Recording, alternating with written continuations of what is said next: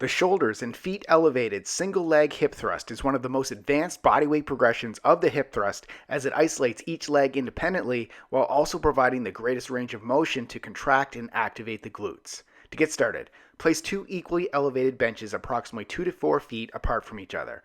Place your upper mid-back and shoulders on a stable bench with your arms extended to the sides and pressed into the bench, with your feet elevated and heels pressed into the other bench with your knees bent at a 90-degree angle.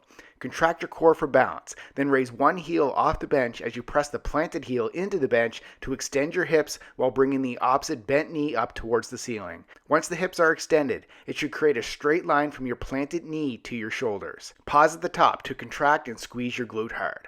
While keeping your core contracted, under control, slowly lower your glutes back down towards the floor without touching your elevated heel to the bench. Repeat all the reps on one leg, then switch legs and repeat.